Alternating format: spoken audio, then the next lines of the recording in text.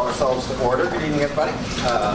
As a reminder, the board meetings are recorded for the convenience of those unable to attend. So a recording and closed captioning are going to be posted to the BERS YouTube channel following the meeting.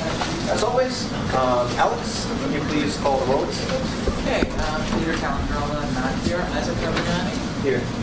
Chanel Chacon. Here. Okay, April Chapman. Here. Tia Cleveland, not here. Deborah Miller. Here. Michael Kraft. Here. Vanessa Lang is out. Gary Lennon. Here. Okay, John Matteridge is out. Donald Nesbitt. Here. Raymond Orlando. I'm present. Laura Nevesca. Here. Benjamin Schuldiner, not here. Stephanie Swenson. Christine, not here. We have Excellent, Joe Farm. So the first order of business is calendar item number 1, which is noting the minutes of the meeting of this board held on May 17th, 2017. The minutes have previously been provided to the board via the SharePoint site. Can I have a motion to consider the minutes? Thank you, Deb. Second. Thank you, Michael. Please raise your hand if you vote to approve the minutes. Please raise your hand if you don't, and no abstentions. Okay, great. Calendar items 2 through 8 are the ordinary business of the Board of Education retirement system. Is there a motion to consider items 2 through 8? Thank you, Deb. Is there a second? Thank you, Don. Alex, can you please describe to us the ordinary business of the system? These are all the retirements, refunds, and death benefits that have been approved since the last.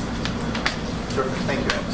I guess we should now have a vote. And is there no, we're good. Okay, please raise your hand if you vote to approve calendar items 2 through 8. Any opposed?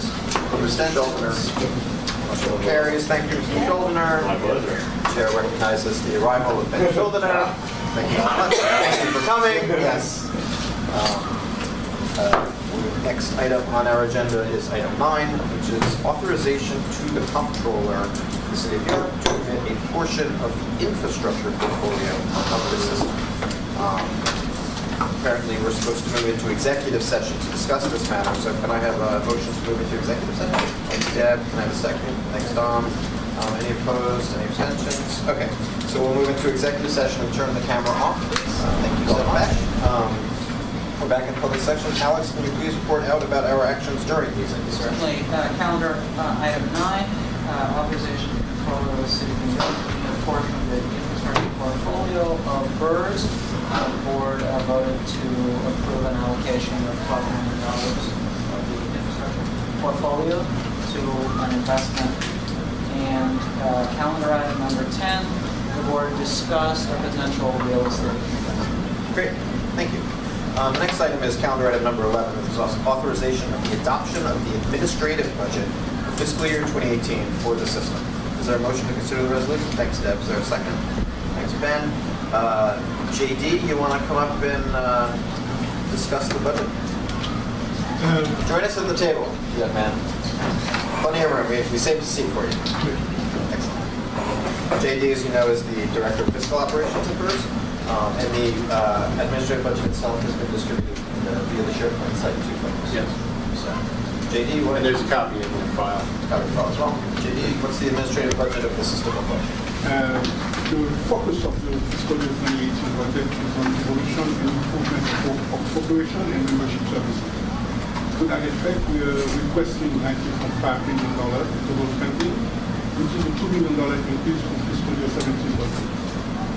Because of the direct savings that we're going to get from BERS, only $12.9 million will be considered new funds from the corpus. In 2017, the corpus funding totals $15.9 million. The requested $19.5 million will be split between what we call the IT capital spending, which is CPMS fixes and improvement of $4.2 million, and regular operation of $15.1 million. Please note that the regular operation for 15.1 is a reduction of $2.2 million from the fiscal year 17 budget. The regular operation is split between $12 million for PS compared to $10.2 million in 17 and $3.1 million for TPS compared to $7.2 million in 17. The main driver for the BERS increase is increase in staff from 87 to 101. Because then, since Prudential is no longer there, we will have to house all the operation of Prudential at BERS. And also we want to expand our member services. So that is the fund for the business staff. The OTPS budget is considerably by $4 million from last year because of course Prudential is no longer there. So in a nutshell, this is the highlights of the fiscal year 18 budget.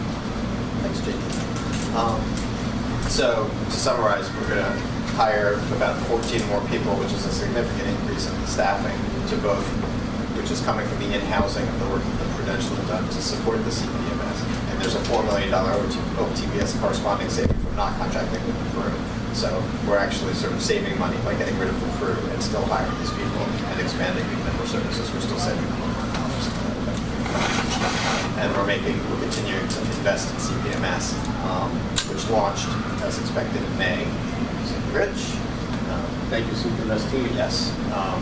And so as we went through the UAT and the launch, we've now got more sort of, we're putting like additional ornaments on the tree, things that we discovered that we need to fix, or need to add or need to change post-launch. And so there's additional capital spending for this as well. So those are the two major components of the changes in the administrative budget to the system. Mr. Rich, anything else? Nothing I would like to add. Great. Does anyone have any questions about the administrative budget in the system here? What do we think our expenses look like for FY18? For what? What do our expenses look like for FY18 in comparison? Do we have projected expenses? For 18. So 18 over 17. 17.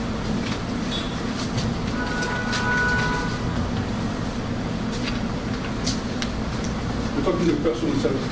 In general, so if we're going, if we have an extra one. I think the short story is we're saving $4 million in OTPS from the crew contract, and we're increasing PS by $2 million for the people we're hiring, is the shortest story. And then there's an additional investment in the capital component, in the capital side for the CPMS. So it's operating lower capital, but still additional. I mean, I think the CPMS is now it's coming in at what, about 32, and then we've been to 28 so far. Okay. Yeah. And I mean, for those of you who've been to the systems offices at 65, it really is just it's night and day. It looks like a real place of business, which I don't think it used to beforehand. It looked like the county clerk's office in 1957, and now it looks like a real office. And there's cubicles and privacy for folks who are looking to have their pension consultations. There's iPads. It's really just it's a whole new, fresh space. So the member services staff increases related to supporting that work. It's a little more welcoming and we're seeing more people. So it's all good. Please come and visit. Yeah, absolutely. So anyway, does anyone have anything else? Okay. Perhaps we should take a vote on approving the administrative budget if we so choose. All of you in favor of authorizing the adoption of the administrative budget for FY18 for the system, please raise your hands. Thanks. Any opposed? Any abstentions? Great, thanks. Motion carried. Next item on our agenda is calendar item 12, which is authorization to extend an agreement with Gary Tuncliffe and Jack Ziegler LLC to provide consulting services to the system. Is there a motion to consider the resolution? Thank you, Michael. Is there a second? Thank you, Gary. Lori? Yeah. Okay. Alex, what can you tell us about Jack and Gary? They are the project managers for this project, and we still have a significant amount of work projected over the next year or so on the next raft of improvements and fixes. We have a few more elements of deferred functionality, which we'll be rolling out in the next few months, outstanding tickets, and so forth. And while this continues, we want to have continuity now. I think, as everyone knows, Gary and Jack, although it took a long time to get here, were integral to the launch of the CPMS this May, and the successful launch of it. We intend to keep them on for a year, just to put the additional ornaments on the trees, as we talked about earlier. but there isn't an intention to have a continuing relationship with them. I don't think we'll be coming back next year. I guess this is sort of like the run out, if you will. So- Now that it launched, there's a little more going on. Ben? I would like somebody to please explain to me why these two turkeys are worth $700,000 a year. Sure. We don't have the internal capability to do what they do. They're excellent at planning and executing this project. They are experts at. Did they bring a team?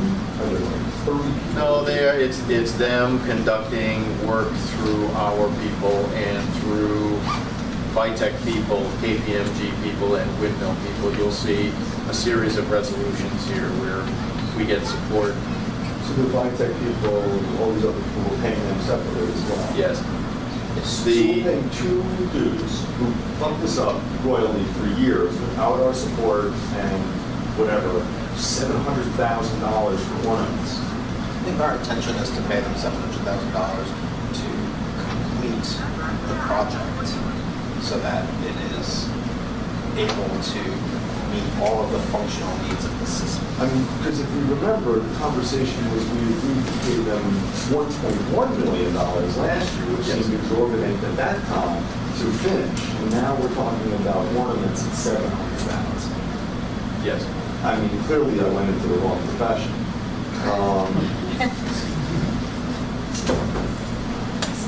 The hourly rate compared to other vendors are by far the lowest, and the hours they put in are substantial. Honestly, it couldn't get done without their help. And we don't have the capacity in-house at this moment to do the ornaments. We are stretched in as it is right now.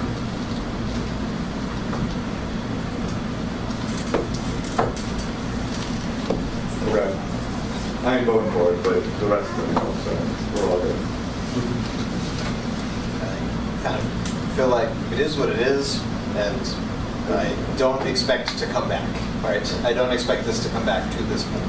Then I expect this to be. we floated the idea of hiring other partners to finish this. Yeah. It would cost potentially more money than Gary and Jack. I mean, my concern is that the 1.1 million, which I thought was exorbitant last year, was done and predicated on the idea that that really was going to be it, and that maybe the bells and whistles, heaven forbid, these guys would like to do it gratis. Now you're coming back at 700K for two guys who oversee other people that we're also paying. I mean, look, I trust you guys. I think you guys are fantastic. It just, So just a question to that, is there any point of negotiation at this point where you come back and say, okay, 500,000 versus 750, and are they really not going to take it? If you go back and negotiate down? I guess I would think that the 695 is an estimate that the board could direct the system to manage such that it came in such that it came in at a maximum as opposed to It's quoted actual. a not to exceed. The resolution is quoted not to exceed. have they ever come close to not exceeding? Or they always hit it on the block. We have actually come in under Year budget. yes. Yeah, we are So under all budget. these years, like the 07, 08, 012, 14, all these, did they, when it says not to exceed, what percentage did they get to? We can get you that. We get to that. It may be in the budget package.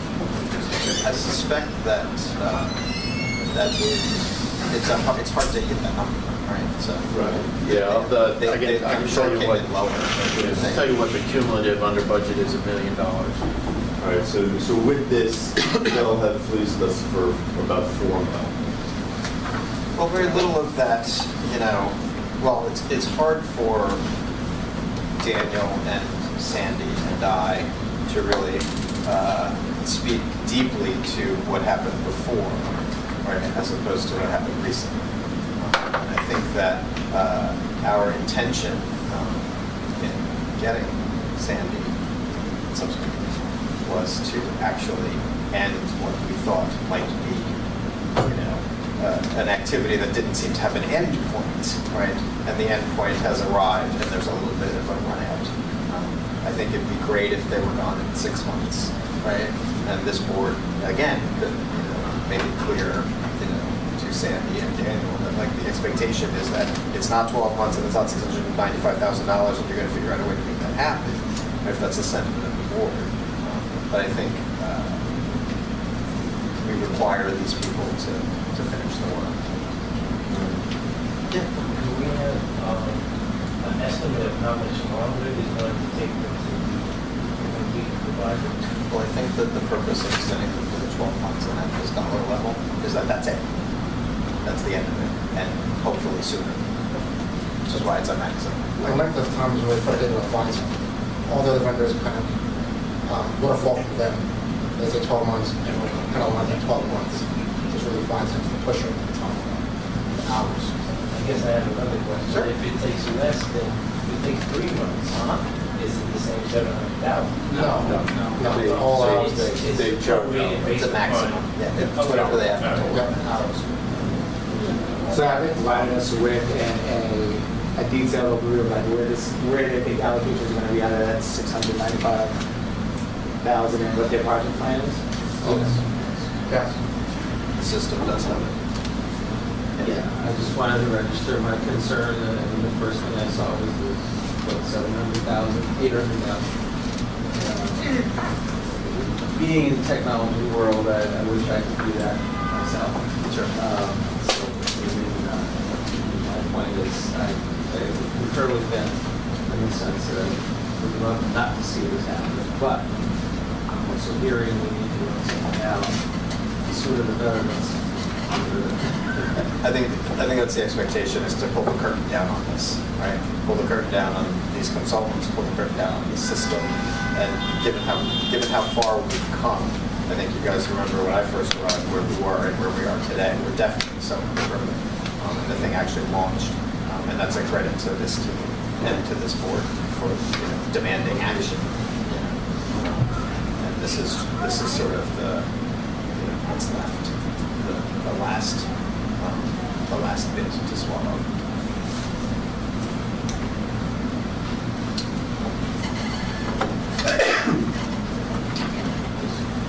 Well, I guess we should take a vote on it and see if we're going to spend some more time with Gary and Jack. All in favor of the proposed contract with Jack and Gary to extend for no longer than 12 months and no more than $695,000, please raise your hands.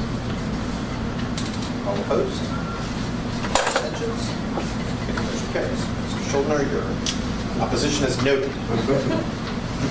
My grandmother would say, diamond token will get you on the subway. It's true. Mr. Adler used that this morning at the Senate. It's true. Quoted the current fare, in fact. I was impressed. Yeah. I didn't think he was a single ride kind of guy. Next item on the agenda is calendar item 13, which is authorization to amend an agreement with Windmill Software to provide QA to the system and the conduct of UAT of the CPMS system. Can I have a motion to consider the resolution? Thanks, Ben. Can I have a second? Thank you, Michael. It's another contract. This authorizes an extension of $195,000 to Windmill through June of 2018, again, not to exceed. Guys, can you tell us a little bit about Windmill? Yeah, they support the project in quality assurance management, really testing management, tracking burn down tickets, and flow through testing. As you know, we still have some deferred functionalities and all of that remains to be tested before it gets rolled out. Great. Does anyone have any question about Windmill? Okay. Let's It should be a 6-month completion. Great. Okay, let's take a vote. All in favor of contracting with Windmill for no longer than 12 months and $195,000? Please raise your hand. Thanks. All opposed? Abstentions? Motion carries.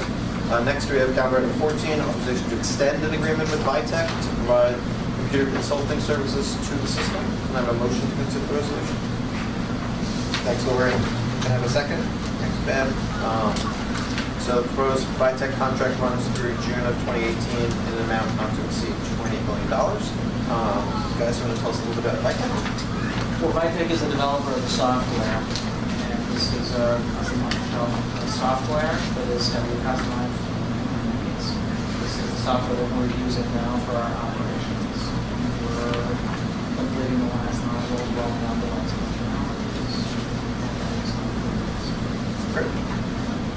have any questions? Yes, Isaac.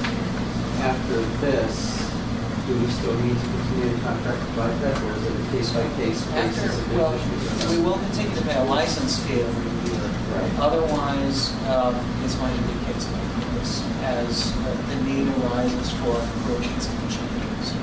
The expectation is that the people we're hiring to run the system will replace Vitech. Vitech has the developer. They'll go away. Maintenance, Yes. hurry over there. I mean, another question. When we talk about the developer of the software, so as operating systems change and updates are needed, how does that factor into what we're paying?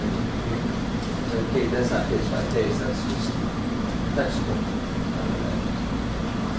But for example, if a new tier is passed in Albany, Vitech would be a crucial part of Yeah. making that update. So we will have to use that. I think non-routine, right? Yeah. Non-routine stuff, we have to use it. We'd expect to use it.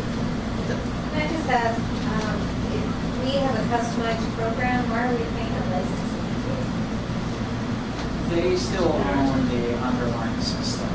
It's customized for our needs, but we don't own the code.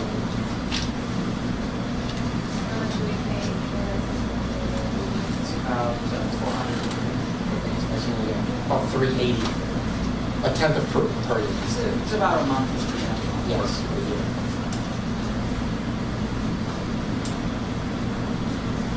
Okay, great. So perhaps we should take a vote on the Vitech contract extension. All in favor of extending the contract with Vitech, please raise your hands. Thanks. All opposed? Any abstentions? Thanks. Motion carries. Calendar item 15, authorization to extend KPMG, which provides us with independent verification and validation services to the system. Do we have a motion to consider the resolution? Thank you, Gary. Can I have a second? Thank you, Michael. So this is for $570,000 not to exceed June. Alex? So KPMG LLC has also been assisting, originally they were working on independent verification and validation, but right now they've been working with cutover management and a smooth transition for certain functions. Again, not all functions have restarted yet, so we're going to need a little more support here. And again, we're hoping to come in under budget on this. Great. About 1.5 cents equivalent to money comparatively. 1.5 people for 570K compared to the average job 2. That's 25 for hourly rates. Give you an idea of the cost that it would take to have KPG Metropolitan BERS. This is significantly higher. more expensive per CAD per hour. For a customer. Okay, great. Does anyone have any questions about the KPMG work? In that case, maybe we should take the vote. All in favor of the KPMG contract? Please raise your hand. Thanks. Any opposed? Any abstentions? Great. Motion carries. Next up, Presidio Network Solutions to purchase equipment and hardware for the system.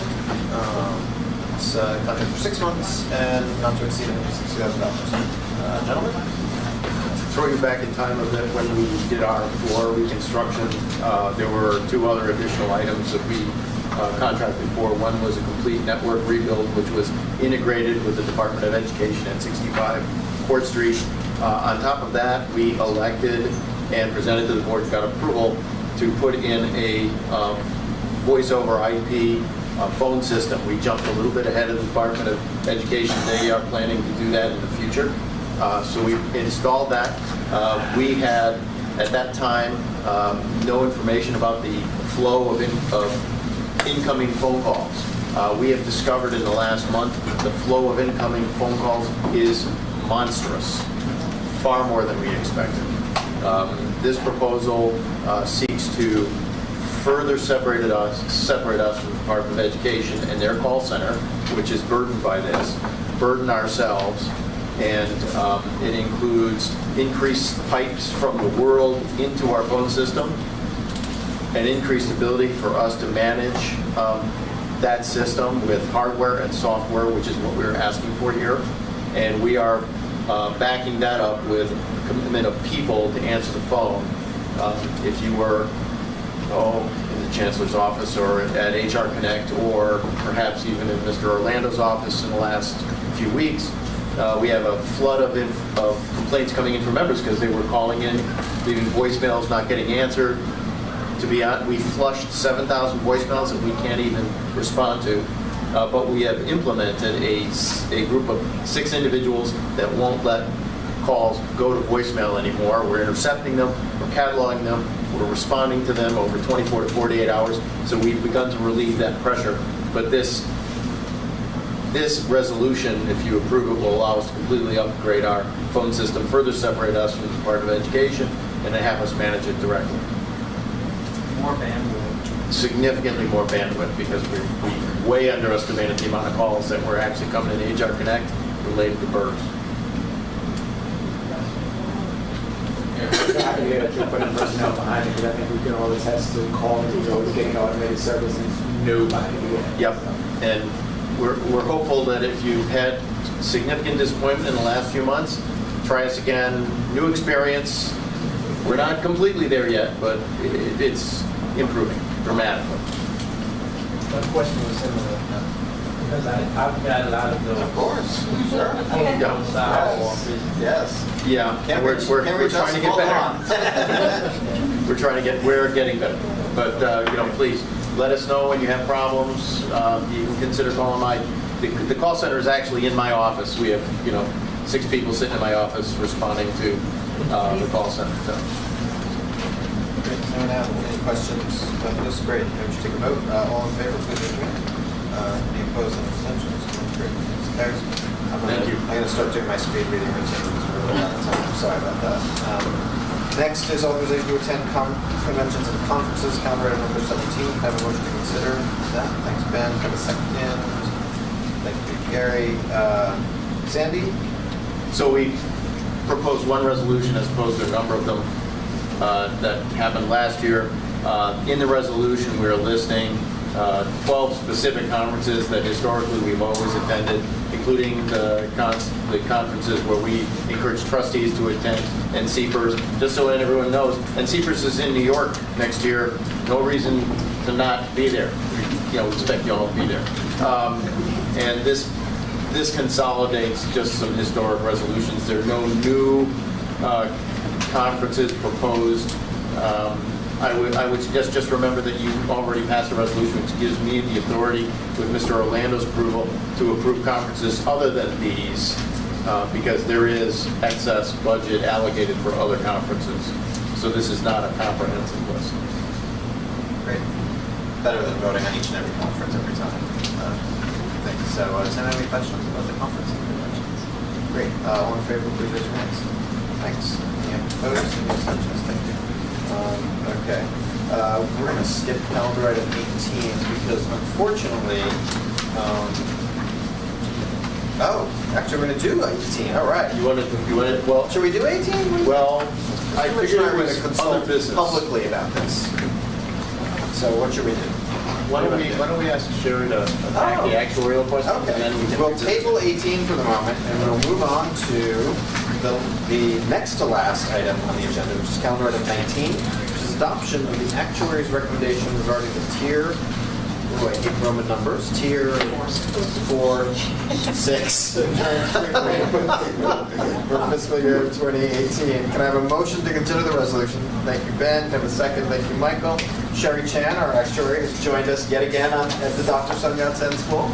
Sherry, would you like to tell us a little bit about the Roman numeral insurance premium rate? Sure. You want me to Thank sit? you. Sure, have a seat. Yeah, have a seat. There should have been a report that's in your folders. It would have been mine. It would have been It's on the SharePoint site? Okay, great. So you have access to it. The report just states the claim experience. So what this is, the members can borrow against their contributions, and when they do so, we can pay it back with interest, obviously. But also a premium is attached on top of that interest. This premium pays for the event that if they pass away and the loan is not paid back to BERS, then this premium is calculated to pay for that. So there's a claim experience, there's an account balance in the fund in there, and recommendation is to keep this premium at 0.2%. Again, that's tacked on to the interest rate.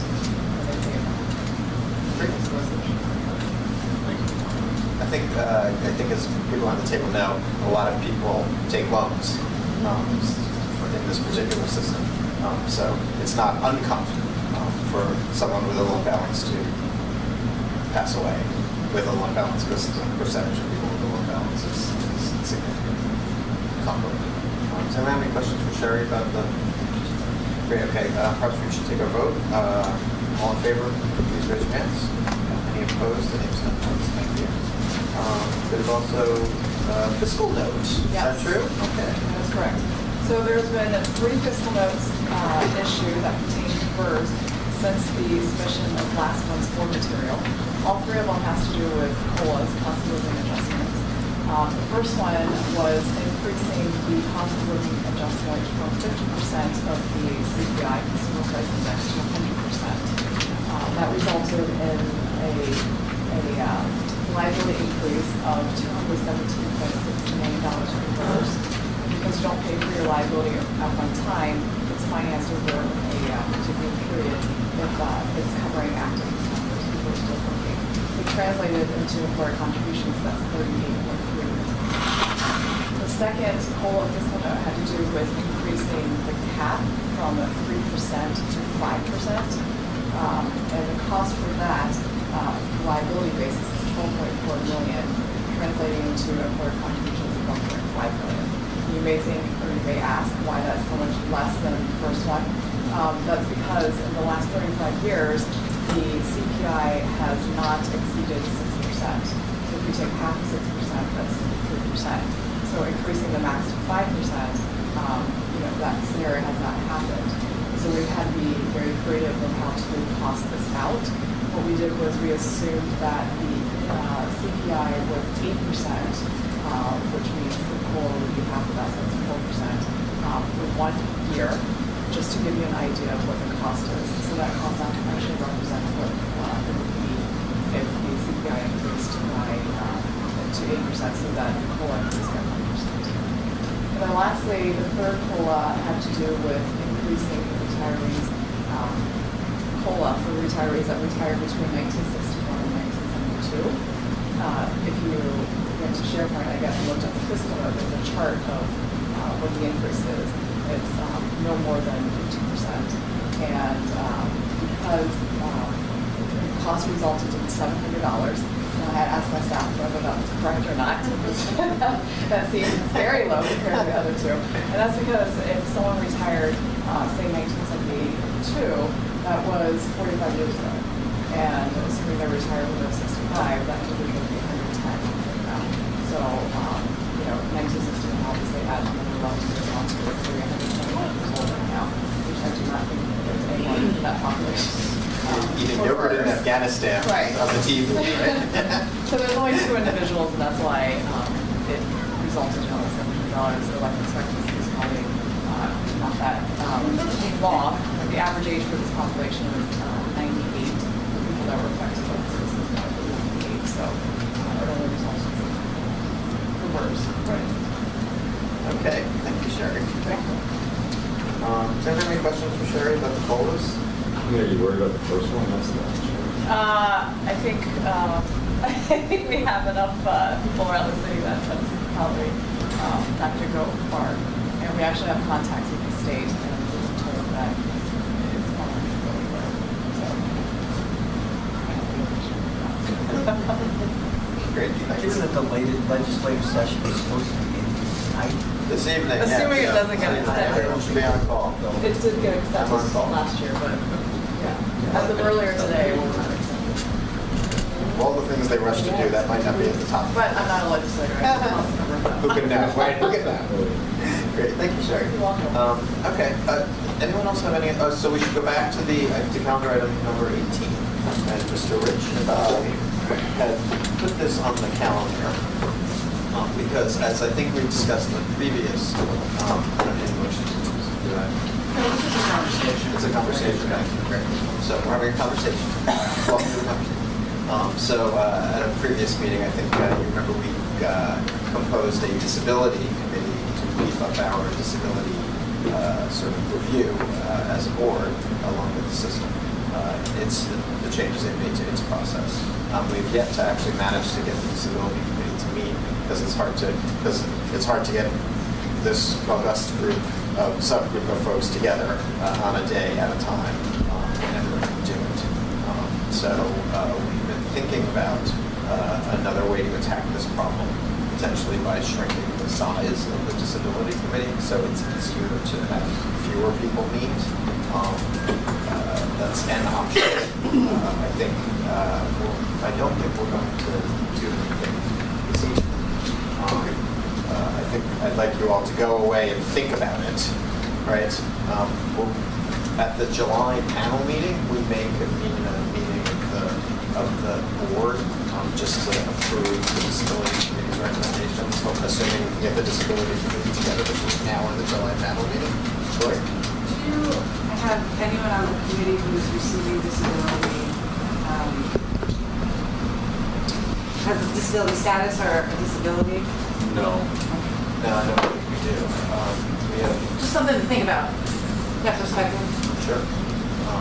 As we think about composing it, recomposing it, we'll absolutely think about that as well. But in any case, we're going to try and convene it at least once before the July meeting, and then perhaps propose changing the structure. So that's a great thought. If others have other thoughts, please share them. Because I think what we'll try and do in July is just do a quick meeting where we approve the disability committees and stuff, do any other regular business of the system, potentially change the composition of the committee so it can function well. So I'm guessing that's the reason why it was canceled today. You're there. Because of- That's right. Yeah, we had Yes, we had not a quorum. So, I think quorum of 6 is 4, a quorum of 5 is 3. So maybe we can say a Everyone. forum and then keep the members, but stay in as a to have that meeting. well, also a good idea. We'll take anyone who has ideas about how to make this go. Happy to take them because we really do need to do this. So, Don? In my case, if I had more advance notice, I can definitely attend. Everything that has on my calendar, if I have it in advance, I'll put it there, and then it will take preference over. You weren't the only one. You could reschedule. Great, you weren't the only one who had to come. Yeah, We wouldn't- yeah. Even if you'd come, we wouldn't have a quorum. but I hear it, and we'll try and do more. We'll try and leave more time between for everybody because obviously tough group to schedule. And maybe we'll convene it at the Tweed. Maybe that'll be more convenient to do it in that between sometimes as well. So disability folks who are here, disability committee folks, please look for emails with possible dates, and let's see if we can hold them to them or at least get one. Okay, great. Anyone else? Anything else? Going once, going twice? Great. In that case, that concludes the agenda for this meeting. Can I have a motion to adjourn? Thank you, Don. Can I have a second? Dan, all in favor, please raise your hands. This meeting is now adjourned. A little after 6. Thank you very much. Thank you, everyone.